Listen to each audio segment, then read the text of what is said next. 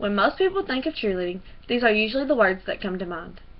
As a competitive cheerleader for 15 years and now a coach, competitive cheer has always been something I am passionate about.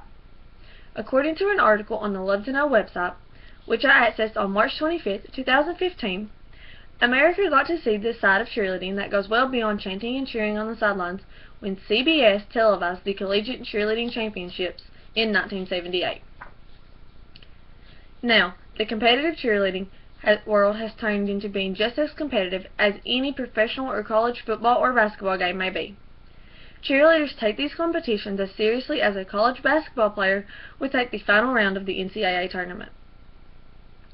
Many people still believe that cheerleading is not a sport, but they need to take competitive cheerleading into consideration. So what is competitive cheerleading?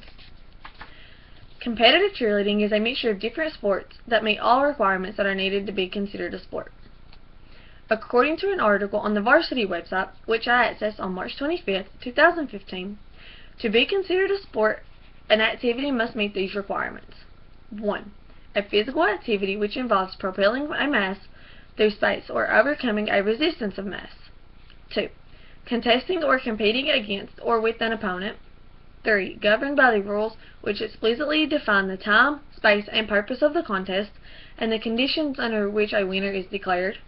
4. Acknowledge primary purpose of the competition in a comparison to the relative skills of the participants.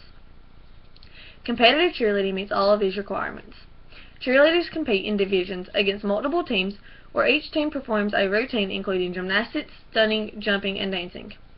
Because cheerleading is a mixture of sports activities and meets all sports requirements, it should be considered a sport. Now that I have told you how cheerleading meets sport requirements, I will now discuss cheerleading rules. Not only does cheerleading meet the requirements, it is also governed by rules so a winner can be declared. While many people believe that cheerleaders do whatever they want while on stage, there's more to it than what the audience actually sees. Each team that competes is registered in a level or division that puts restrictions on the level of difficulty that is performed. These divisions make it fair to all teams because a team whose skills are only a level 1 cannot compete against a level 5 skill team, which is the highest level of difficulty. Each team is judged and awarded points based on difficulty, technique, creativity, sharpness, and execution. According to an article on the Teen Inc. website, which I accessed March 25, 2015, the more difficulty amount is done, the sharper and more in-sync emotions, the better the score. Just like other sports, you earn points and the team with the highest score is declared the winner. The article on the Teen Inc. website, which I accessed March 25, 2015, also states that cheerleading is a team sport because without cooperation and synchronization, first place is out of reach. Now that I have discussed how cheerleading is governed by rules, I will finally discuss cheerleading injuries. Competitive cheerleading involves a great deal of athleticism and also has the most sports-related injuries.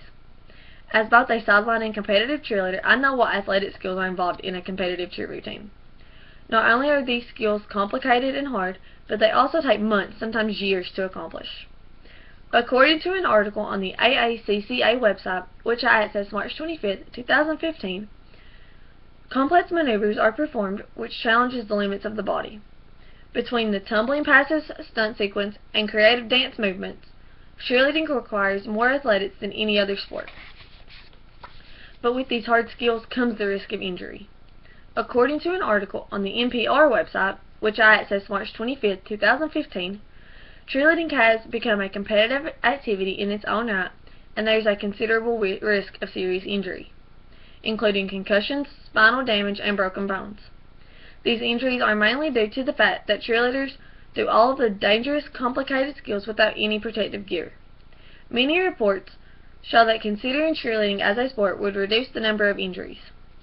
According to the Now website, which I accessed March 25, 2015, recognizing cheerleading as a sport would establish NCAA and training regulations might also be key in reducing the horrifyingly high rates of cheerleading injuries. Another article on the USSA website, which I accessed March 25, 2015, states that making cheerleading a sport would make it governed by the same safety regulations as other sports, such as gymnastics. As you can see, declaring cheerleading a sport will not only give these athletes the recognition they deserve, but will also reduce the risk of injury.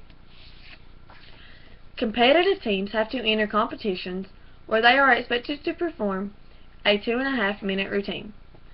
This routine is performed to music and includes stunning, jumping, and tumbling.